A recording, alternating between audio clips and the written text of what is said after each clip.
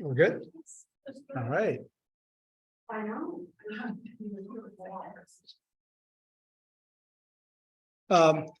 Hi, everyone. I think we're just going to go ahead and begin our introduction so we can get everything in the short time we have with you.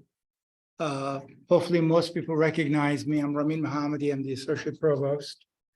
I have Debbie Furlong, who's on Zoom. Part of the presentation will be done by Zoom by Debbie. I think she is on the screen somewhere, probably. Yeah, there she is. And Paul, if you walk a little bit further towards me, they in the middle of the screen, they can probably see you. Yeah, finance, anything having to do with money, Paul is our guy right here. And Paul is our guy actually for just about everything having to do with money on the 7th floor. So we're really pleased to have Paul here with us too. So I have a graphic to share to get us started, and then there is mostly handoffs from me because the experts are here on this call. So let me see if I can share the right screen. I'm hoping you can all see a screen that seems like a little bit too big for what I need it to be. Maybe a little bit better this way. All right, can you all see the graphic? This is Debbie kindly produced this for us. This is just to explain exactly what you get when you are doing BI. BI is actually a tool designed by IBM, and SUNY has had this for a gazillion years. The way we work with it and the way other campuses work with it are very similar. We have to, as an institution, through our institutional research, provide a significant amount of data to SUNY. So in the graphics, you can see from transcripts to admission to et cetera, that are all available in the banner system that we have, as you know, that you usually access through MyOswego. They all have to be submitted in a annual, biannual, semi-annual type of basis to SUNY. This is one of the reasons when you go into SUNY BI, sometimes you don't have the particular semester you're in yet because we haven't necessarily sent that data in yet. And then there's the SUNY financial system, which is a pretty significant bear, which I know nothing about, and that's why Paul is here with us. And this has to do with allocations, budgets, and so on. All that data also is available in SUNY. We're kind of using a graphic for SUNY as if the actual, Albany office gets this. It's not true. It's their servers that get the data. And that data that comes into SUNY really goes in a few different directions. One of them has to do with the fact that we have to tell our stakeholders like the US Department of Education what we're doing. So some of that data gets transported to and becomes part of the iPads.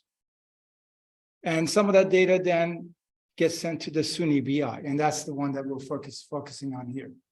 So to be clear, BI is not a live system where you're interacting with, you can you can't necessarily see live data that SUNY may be using in the background or our live data. So this is data that is being put there and put in a form that is readable and understandable. So I think that's probably a good enough introduction. Debbie or Paul, anything to add to what I just said? Okay. So lastly, before I hand it off to Debbie, because she's going to take us through, sorry, I'm going to hand it off to Paul first. He's going to take us through access and privileges and some of those things that some of you may be interested in understanding better, and then talking about the financial part.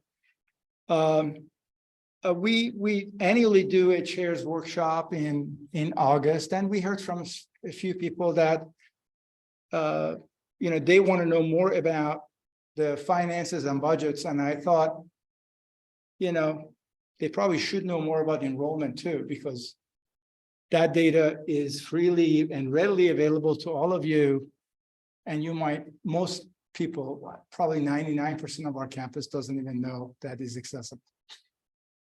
So you can look at data in multiple ways across SUNY, Oswego against other comprehensives, Oswego against other research institutions in the SUNY system and so on, which you may not have been aware of. So Debbie will give you a few examples there to illuminate that.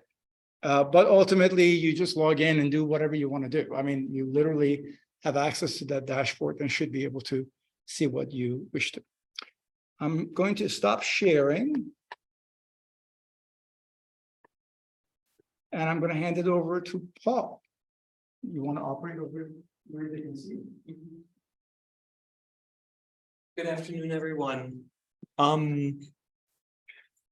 First, what I want to say is, if you already have access to BI and you're saying to yourself, I would really like a refresher, please contact Becky Waters, and she will forward that email to me, and I will set up a BI training list so that I can go through your questions personally.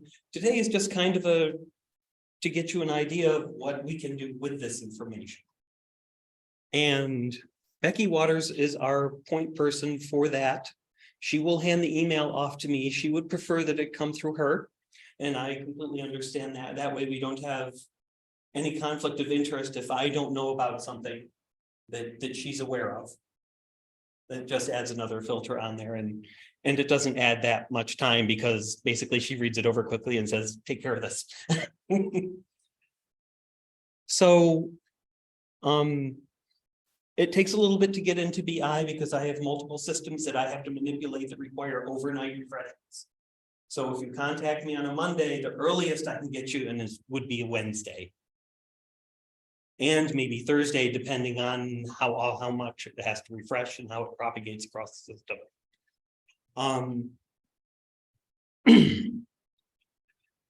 So once you have access to BI, if you want a refresher training, please give me a contact. If you don't have BI already, I will contact you about it when you contact Becky. So that will be no surprise. Let's see. Oh. Where did my launcher go for BI? You want to help share that, or you want to share that? I'm not seeing where it is to share. I can help. All right, I think it's this one. Let me take it over for a second. There. Let's see. So it's There it here. is. I'm sorry. That's all right. So I'm just going to bring up and share that particular screen with everybody.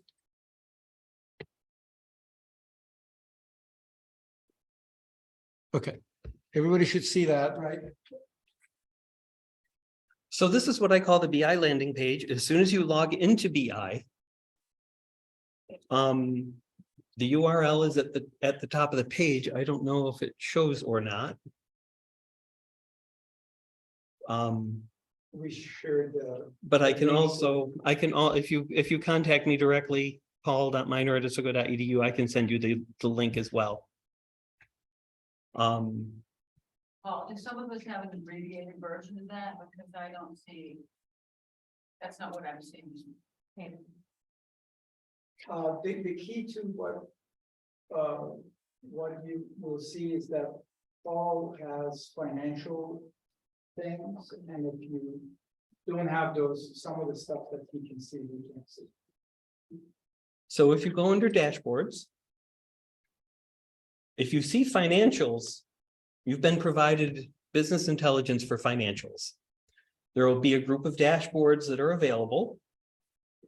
Account summary is basic. basically all the dashboards have almost all of the same information. It's just displayed differently. It's updated every night from SUNY. You can't break it. It's read-only. So it's not like you're going to be able to purchase items. The purchasing system's on a completely different system. And so you can play with this to your heart contents until you say, I don't know what I'm looking at. I'm going to give Paul a call. And that's perfectly fine. When you log in, you might not see anything in the center here because these are my most recent and most populars that I've just done. So you would go up to dashboards, down to account summary, and that would bring you to the account summary page. Once again, all of these links have all of the same information. The links at the left, the tabs at the top, they all go at the same place. Account summary is really where most people find the interest. They're not really looking up multiple accounts at once. They're not looking to see how their IFRs are doing all in general because IFRs have specific purposes. This returns a 0 account number so that it doesn't hit SUNY with any query, so they're not wasting their own resources. I spoke with Kathy Johnston. She was gracious enough to provide me with 2 accounts that we could go into so that I could do a small demonstration. All of these fields interact. So the moment that you'll see that that's only 22, 23, but the moment I put an account number in here,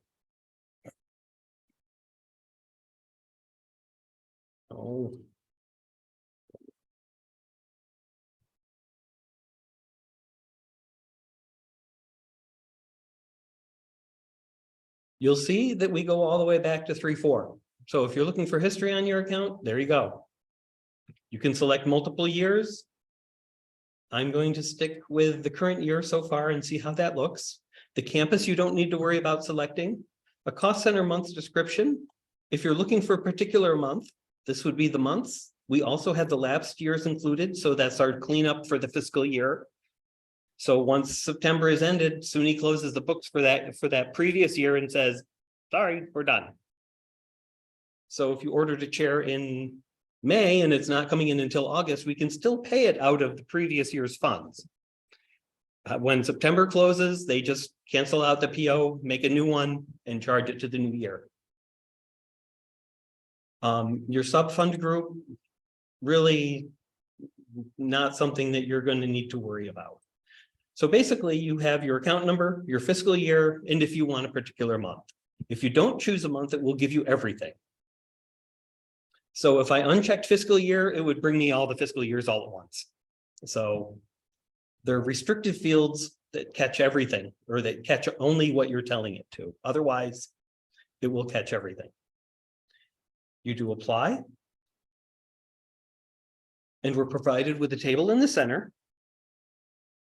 And this is a state account, so it runs on allocation. The allocations are set in the beginning of the fiscal year. Our office, what we do is we have to submit this gigantic spreadsheet to SUNY saying, this is where the money is going into each of these accounts in each of these areas. And they end up uploading it and it goes into here. It almost always starts after the fiscal year starts because, well, the way that SUNY closes the fiscal years and the board of trustees might be on vacation, they have to approve the SUNY budget. So before all of that happens, that's one of the reasons why our allocations are not typically at the beginning of the year. Doesn't mean we can't spend.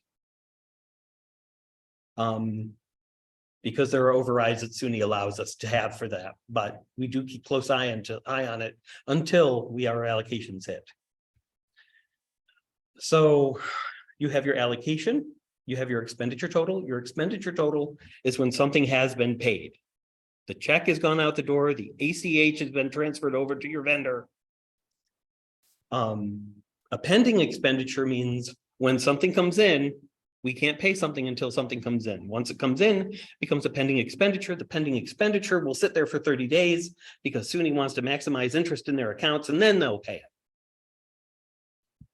An encumbrance total is the item hasn't even come in yet. We purchased it, but we're waiting for it.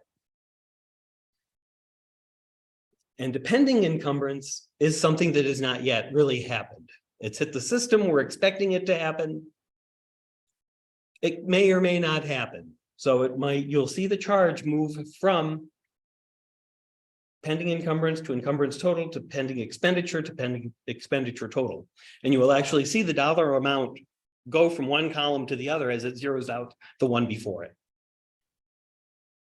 You'll see that here we have 240,000 that's sitting in PSR.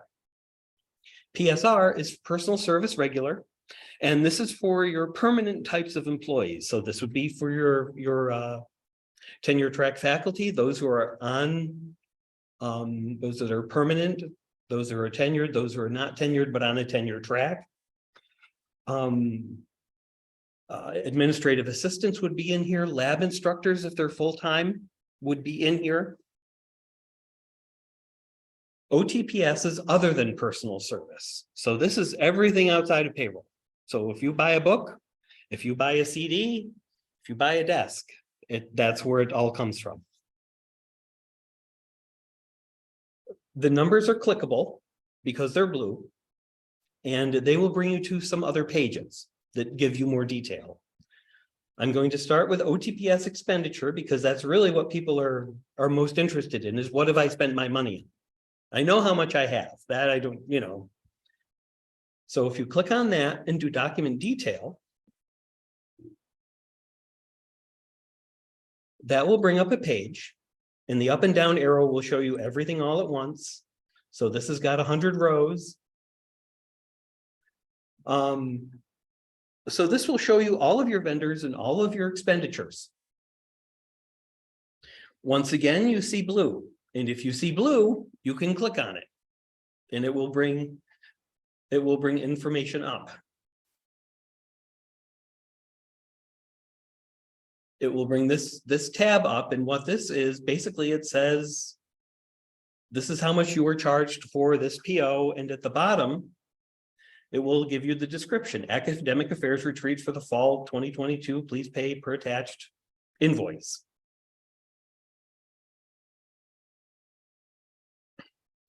So you can get a lot of information from here.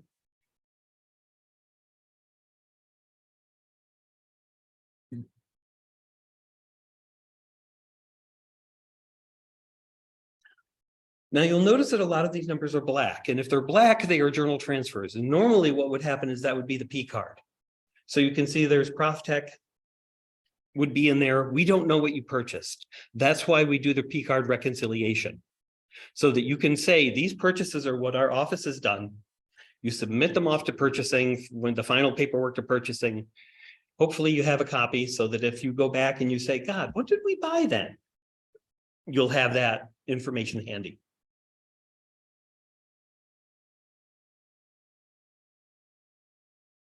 A black number or a black W could be a non-clickable W, could be a journal transfer that our office has done. If your account has recharges, that's how those would show up, because we get a bill for that, and then we bill each department separately. Well, I think it's still sharing the previous screen. If you just want to share this one again. Oh, Yeah, it didn't. Sometimes it does that, it doesn't switch over. I'm sorry. No, no worries. There you go. Yeah, it was still doing the other one. So then, is this showing up now, or? Yeah, if you go to Zoom again and just share. Share screen. Share. Is the account journal, is Yeah, it the one? that one. Yeah.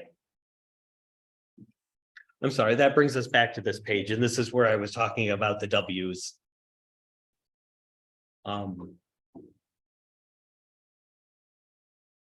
So anybody that has travel would also show up here, the travel reimbursements. And it would tell you, and once you got onto the other page that it brings up, it would tell you whether or not it was for hotel, airfare, whatever.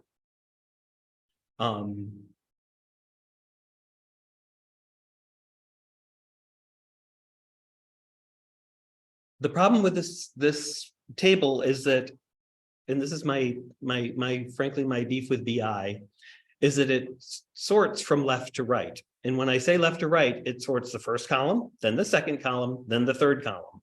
So if I tried to sort this column, it would only sort it by the fourth by the fourth instance. So this gray bar, you see how it turns into a crosshair.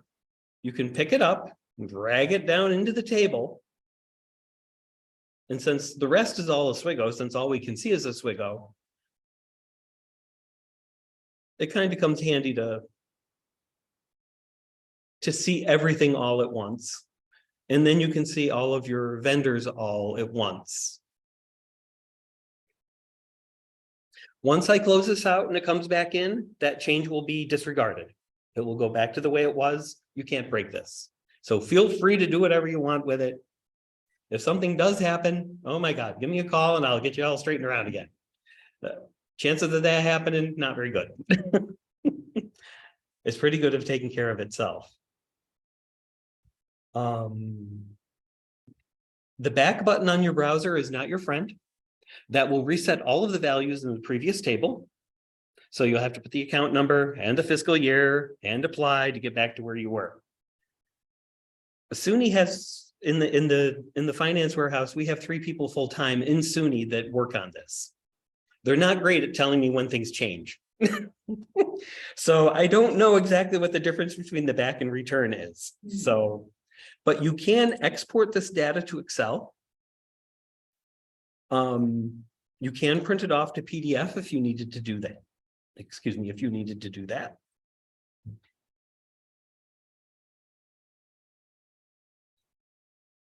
And the return will bring us back here. If we looked at PSR expenditures, then we're getting a little bit down into the weeds. And this is where you would see document detail. That's not what you want. You want payroll info. The document detail will simply say payroll 8 was charged this much money. Great.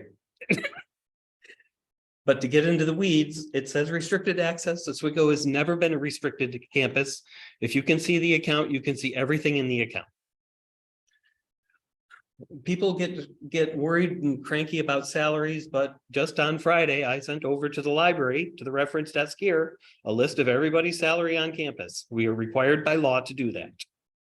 And I have done that all 23 years that I have been here.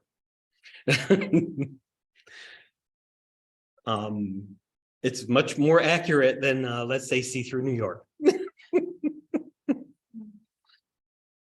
So people often ask what a person's salary is. They might be looking and saying, okay, I need to submit an appointment form as a renewal, but I don't know what salary is on there. The budget salary is the current salary. The payroll transaction, the encumbered amount, the committed amount, those can all change because like UUP and CSEA this past year, we had retros. So you're going to make more than what your salary is. If you have time off and you weren't paid for it, it would be less than your salary, but it doesn't change what your contract salary is. And if you're wondering who's in your account, that's exactly it. You'll see Amy DeMoss is 0. That's because she was charged here incorrectly. And then we journaled the transfer. We transferred the money back into the correct amount, into the correct account. And then if you do expenditure by line, you could go even further. And you can see the credits that we did against the payroll that was charged to bring it down to 0.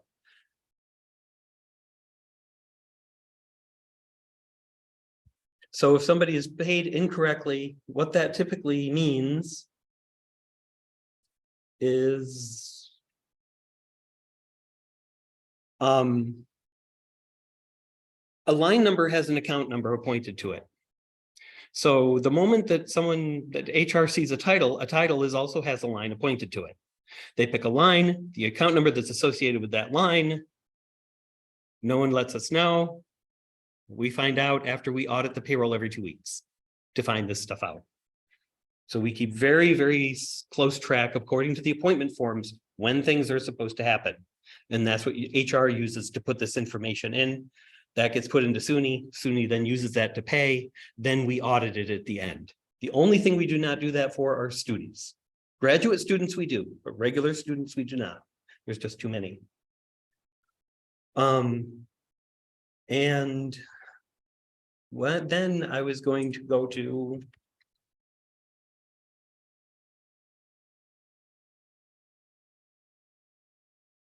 over here.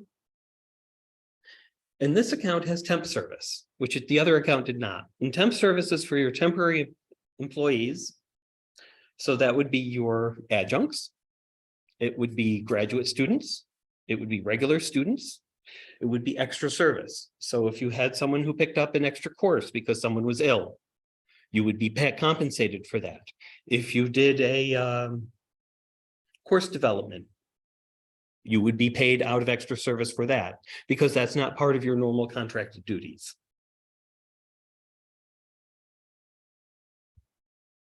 So if I click on the expenditures for here and do payroll info again, this will show you all of the extra service that people have received and the amounts that it was for. What it was for is the extra service form, and then you would have to ask HR about that. Or hopefully you would have your own approval in the office for that, so you'd have an idea. But there's a lot of extra service paid. And that's how it gets accounted for.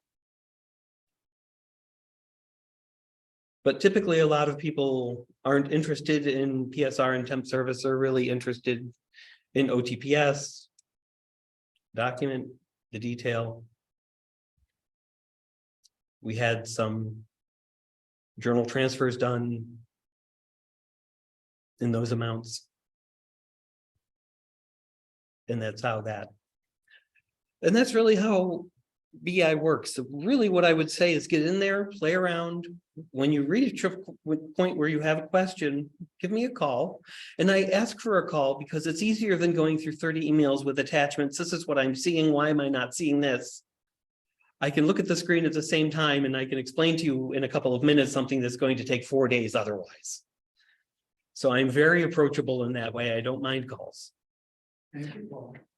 And when you get done, you can sign out. Any questions about this part of the online? I'm going to just keep. What's Paul's number? 3067. Thank you. And if I'm telecommuting, that will be forwarded to my voicemail and I'll pick it up at home and give you a call from there. Thank you, Paul. Thank you very much.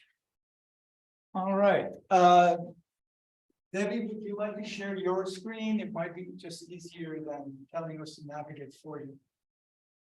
Yep, Debbie, I'm working on it. Some other stuff. Hey, are you guys seeing a very similar looking SUNY BI screen? Yes, Yeah. your recent dashboards are not the same as Paul. I don't understand why. Well, because I don't have the same job as Paul. That was just a joke. Yeah, That was just a joke. it's an appropriate joke. So many of the elements that Paul just illustrated will work the same way here. But as Ramin was just joking, my dashboards are quite different. And I have a lot of them. It's institutional research. We do a lot of work validating the information that's there in the SUNY Lake. We've got all these details. The only finance related dashboard I have is an expenditure comparison. So all the stuff Paul was just showing, I never work with. But I do have all the enrollment related stuff. And there are 3 that I wanted to just show you to give you a taste of what's in here and to introduce you to some of the main organizing categories or concepts that you see throughout. The 3 that I think are very interesting or are good places to start are this academic programs one, the retention one, and sort of the graduation rate one, but the retention one is easier to understand. And the one that I use most often to understand campus-wide trends and SUNY-wide comparisons is this one that's called Early Enrollment Official. That word official really tells you, okay, this is the data that's been sent in, it's been locked, and this is what SUNY is going to use for reports that you may see about SUNY Oswego. I'm going to open up that academic programs dashboard. As with Pulse stuff, these dashboards start off with an introduction, and then there's a set of tabs that are different ways of slicing this category of information.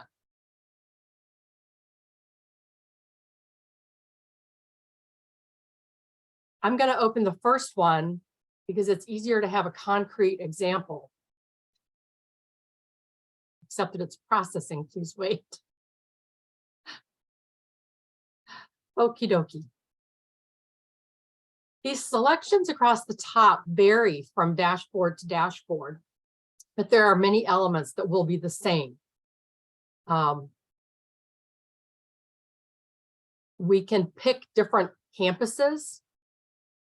Academic programs are basically majors. There's nothing really about minors in SUNY.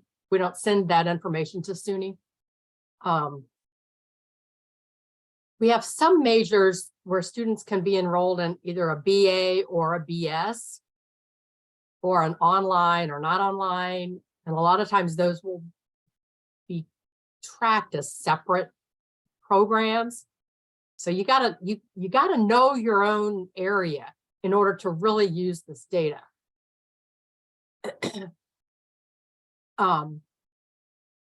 But you can go and look at other schools, which I do all the time. You know, like Julia's laughing. It was so pokey nosy. Our communications program, for example, is a great communications program.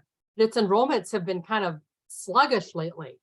But if you compare to everyone else in the system, we're doing relatively well, even in that sluggish, highly competitive market. So the academic term, you can just pick one term. In this academic program enrollment trend, this term that you're picking will be the beginning term of this 5-year trend. It actually ends up being a 6-year trend, but so it comes in assuming that you want to start with the most recent data. We do have early fall enrollment data in. So that's assumed to be our current. So this trend is going back to fall 21, fall 20, 19, something. We can begin limiting like a particular degree, a particular award level. I'm going to take out everything except the master's level just because there's fewer of those.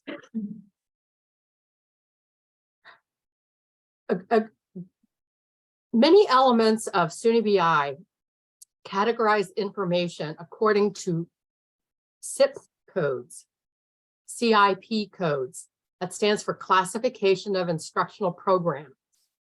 CIP codes were defined and are used by partnership between the Department of Labor and the U.S. Department of Education.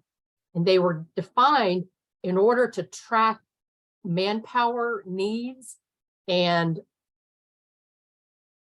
whether or not we're meeting those manpower needs. So do we need, we need more engineers? Are we producing more engineers? We need more mathematicians. Are we producing more mathematicians? So you can look at U.S.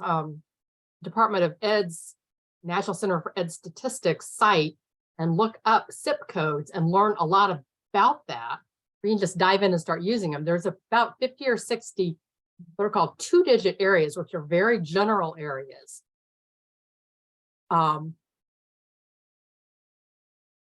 Let's focus just on business.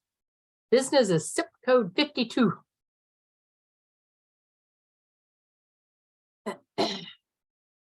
So I've hit apply, so it's beginning to filter. So now what I'm seeing is a list of our master's level, although I didn't get rid of all the lower. I didn't scroll down. We do have people not on a program. So this is the 6-year trend of master students in our business area.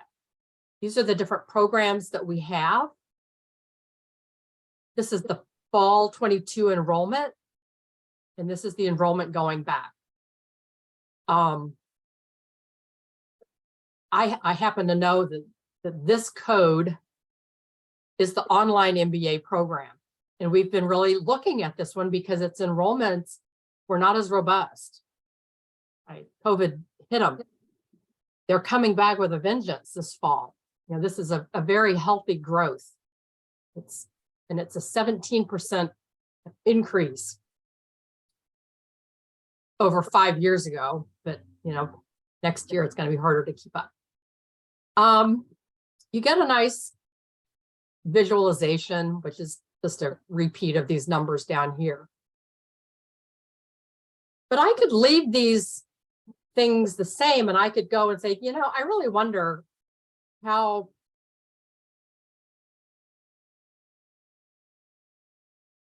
Buffalo's master's programs were impacted by COVID. First of all, you see they have a whole bunch more programs. Their enrollments are much bigger. So the volatility looks much less daunting. And in fact, it looks like they've been very, very stable in this research area. Okay. The rest of these tabs work basically the same in that, you know, you're looking for these taxonomic areas and you're looking at different award levels. I want to introduce you to the concept of higher education history. The HEH, the higher education history, is SUNY's secret code word for figuring out what the trends are or what the enrollments are for new freshmen, undergraduate first-time students, are also known as new freshmen, new transfers, and then the other ways that students can be enrolled. If they're not a new freshman and they're not a new transfer, they might be a continuing undergrad. Transition is a category that's not relevant for us as a comprehensive institution. New graduate students. Let's look at our new graduate students in that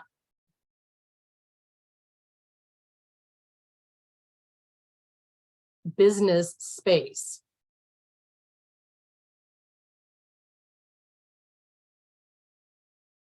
And we can see where the bump in enrollment that we were seeing in these sort of recent years was really related to a big chunk of new students 4 years ago.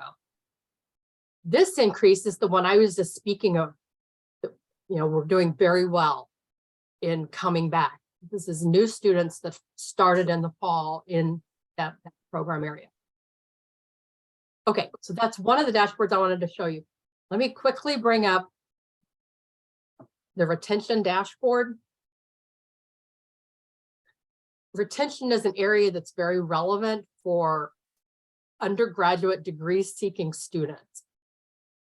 I mean, it's relevant for everybody, but we look a lot at undergraduate degree seeking students. Retention is tracked based on initial cohorts, just when did the student start? And then the retention is based on, and when are they enrolled a year later? Are they enrolled 2 years later? And so on.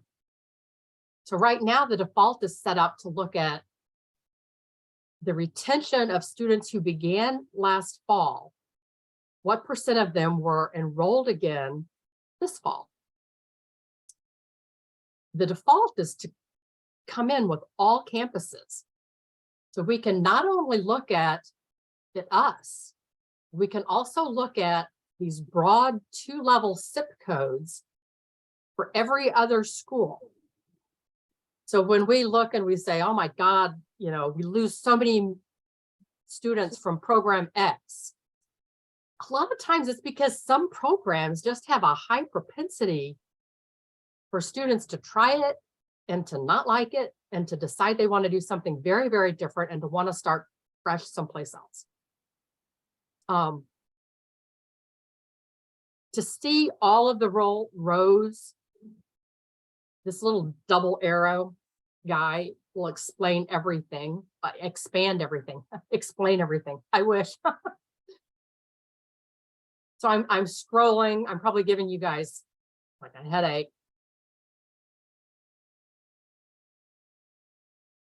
Another concept that I want to introduce you to is this concept of campus type.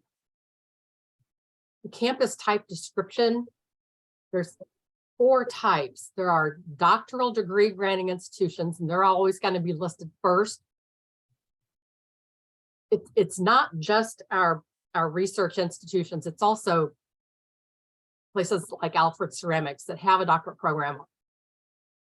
ESF is going to pop in here. SUNY Poly is smaller, but it goes in it. Comprehensive colleges are the schools like SUNY Oswego. In many of the dashboards, you'll have the opportunity to pick just the comprehensive colleges, which is very handy because very little about what happens at the doctoral schools is relevant to our experience. They're listed in alphabetical order. New Paltz and Geneseo always have really great retention rates. SUNY Oswego, and you can see these retention rates by those 2-digit zip codes. This is the 73% is in fact our official retention rate for the new fall freshmen who started in fall of 21.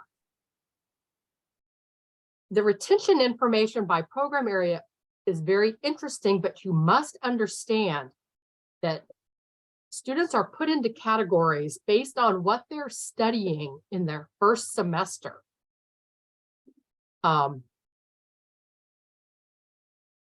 So one of our biggest areas is matriculated, but major not chosen. These are our undeclared students. These students, almost the ones who have come back, these 91, none of them, or very few of them, are still undeclared. They have moved into something. That something that they've moved into is not presented in this dashboard, but we know what it is. So when you're doing a really deep study of your students, your own students' progress, you can learn a little bit with the dashboards. And then, as Paul said, although calling us is not required, email us and we'll start digging more into what they actually went off and did. Okay. The last dashboard I wanted to show you is the one where I spend most of my time. This dashboard will not help you that much for particular programs, but when you are doing work on a grant, a lot of times those grants are going to ask for some general university statistics. Like, how many undergraduates do you have? How many of them are Black? How many of them are Hispanic? Those general institutional trends are easiest to find here in this, this early official enrollment dashboard. The demographics tab, or version of the dashboard, allows you to just take one semester really at a time. It's defaulting right now into the fall. And it defaults to break things down by gender, which I just think is, there's so much stuff that we do that has nothing to do with gender, and there's no differences. And but okay, so I just changed it to race and ethnicity. This default here is bringing us in at the level of this institution type. It was like, well, where's Oswego, Debbie? Come on. Okay, we're here in this comprehensive thing. And like Paul was saying, if it's blue, you can expand it. You can blow it up. So I'm going to click on comprehensive colleges. And I've got things blown up now. So now I can look and, if our American Indian, Native American students are wanting to build a collaboration with other SUNYs, we can look and say, who has a bunch of Native Americans? Who would we really benefit by collaborating with? Again, I'm going to use that double pointed arrow to expand and get down to us. This table is kind of, I mean, there's a lot here. Across the top, our non-Hispanic students are in the first column. There's many other kinds of detailed breakdowns that SUNY collects about Hispanic origin. Non-Hispanic students are found in the non-Hispanic and in the unknown. I'm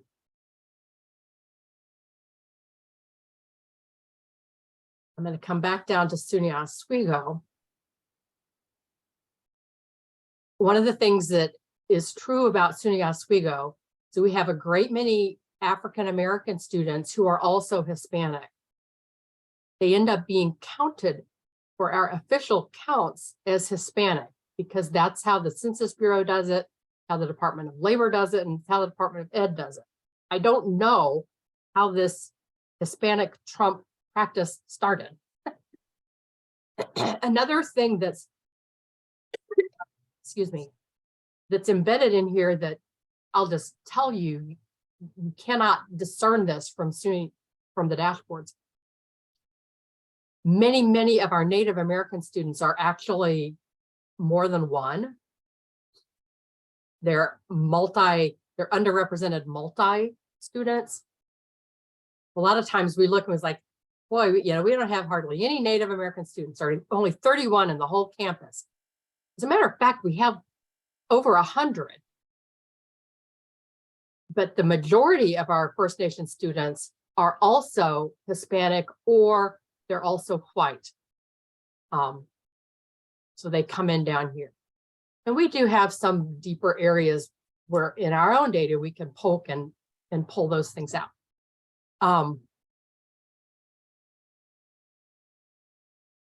Again, I'll show you that Oswego is blue, so we can click and pull out just Oswego.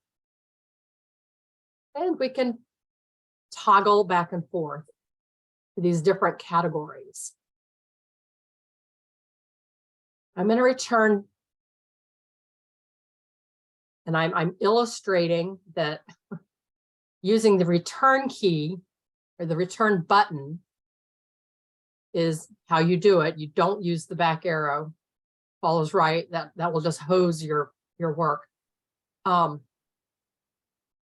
Demographic trends is actually, I'm really interested in trends and where we were and what that says for what the future is. The demographic trends dashboard assumes that you want to look at the last 5 periods, usually default fall, but you could look at spring or summer. You can look at as many as 20 or 30. Not all data points are available going back, but a lot of them are. The default setup is kind of the same, but now it's like we've got these 5 years going back.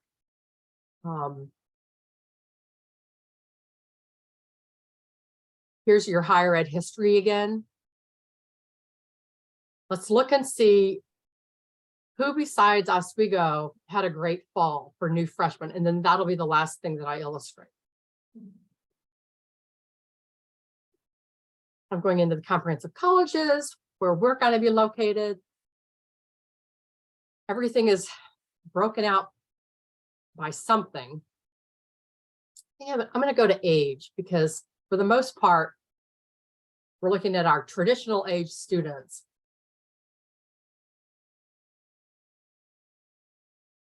And you can look at the totals. Brockport did a little better this year than last year. They certainly aren't where they were in 18. Buff State is continuing to struggle to bring in a freshman class. Portland is doing great. I don't understand. I wouldn't want to work at Cortland. I don't know why all those students want to go there. Empire State's a teeny little place. Fredonia is struggling. If you have colleagues that work at Fredonia, they're probably very depressed. Geneseo's numbers have been very small this year.